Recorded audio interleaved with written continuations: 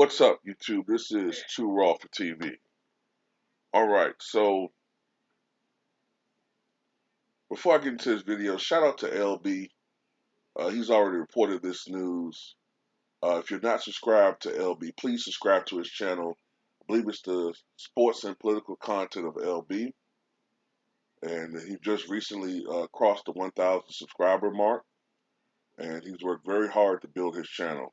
And there's a lot of great content on his channel, so please subscribe to his channel. All right. So according to reputable sources, Nikola Jokic of the Denver Nuggets has won the 2020-21 regular season MVP award. I hope they go back to naming the MVP during the playoffs as opposed to this whack ass award show. Nobody watched it. Uh, everybody was just waiting for the announcement via wire, on their phones. Nobody watches shit like that. Okay. Uh, Stop changing every fucking thing. Some things don't need to be tweaked and changed and Madison Avenue and all this bullshit. Okay. But anyway, Nikola Jokic this year had a dominant year, averaging 26.4 points, 10.8 rebounds, and 8.3 assists per game. His 8.3 assists per game is the second highest average for a center in the regular season. The only guy who played the center position averaged more assists was Wilt Chamberlain back in the late 60s. I get the seasons mixed up, which one he did it in. Might have been 68 or I think it was 68 when he uh, dished out 702 assists. But back then they went by number of assists and not assists per game average. Um, but Jokic beat out contemporaries Joel Embiid and Steph Curry for the MVP award. The big knock on Joel Embiid for not winning it is because of the fact that um, he missed too many games. He missed, I think, something around 20 games during the regular season. And the only caveat to that is it's not unprecedented for a guy to win the MVP while missing some games. In 1977-78, for example, Bill Walton won the MVP award by playing in only 58 games.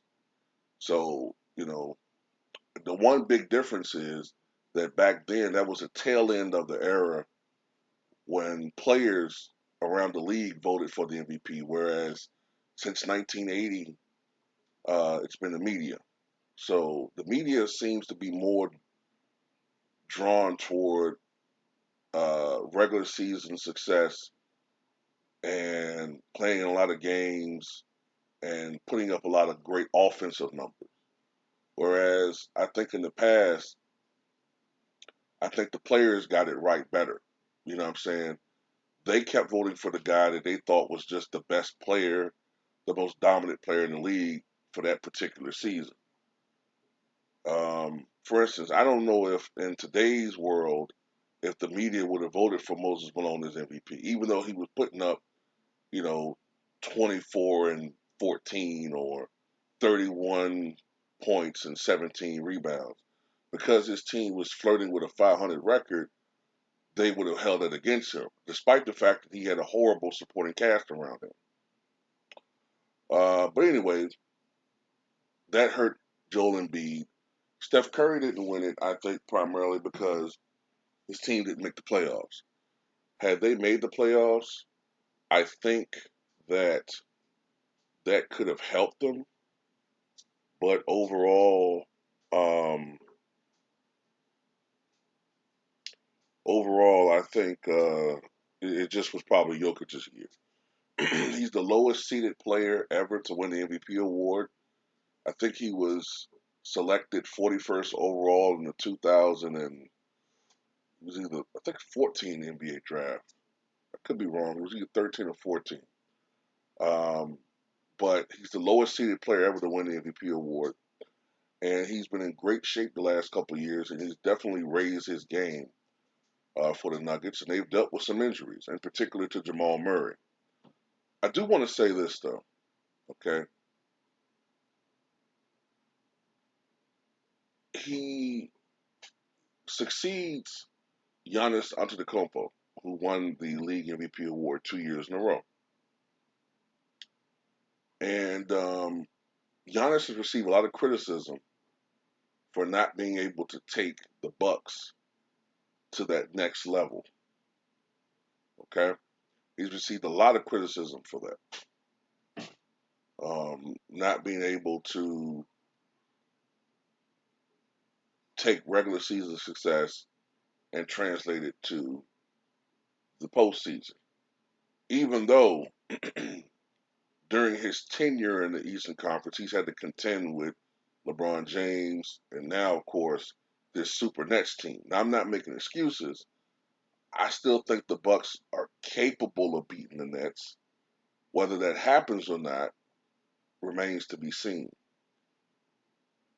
I'm just saying, it seems like with some people, the expectations aren't the same, or the demands, I should say, are not the same. Jokic is now the MVP. If his team loses to the Phoenix Suns, no one's going to put pressure on Jokic to win. No one's going to put pressure on Jokic to do this and do that. No one's going to put pressure on those guys. Matter of fact, I guarantee you, if Luka Doncic and Jokic consistently lose in the first and second round for the next 4 or 5 years, people are going to blame management. People are going to blame the supporting cast. People are going to blame everything except for those players. Whereas guys like Giannis and Russell Westbrook, you know, others, Kyrie would be too if he wasn't on this team right now. Those particular players, for some reason, they're expected to do Herculean tasks like come back from a 15-game deficit in the regular season and take the Wizards to the playoffs and still be called a failure. Take a franchise like the Bucks, who had nothing but a losing culture for the last 30 years, and turn it around, but still be called a failure. It's just funny. You know, the Western Conference right now is now filled with a lot of neophytes. By that I mean there's a lot of teams out there that don't necessarily scream championship material outside the Clippers. The Nuggets have, in my opinion, outside of Chris Paul and a few other isolated players, the Nuggets arguably have more playoff experience than anybody right now in the Western Conference left. So they should be able to theoretically make it to at least the Western Conference Finals, right? But it remains to be seen. I'm just like this. I like to see fairness. I don't like agendas. I don't like weird narratives. I don't like biased narratives. If you expect one guy to do this, you should expect everybody. You should expect that from every player. And I'm going to be quite frank.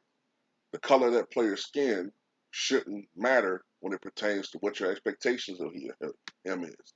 And yes, I went there because there's a definite bias when it comes to certain players and stars in the NBA and sports in general.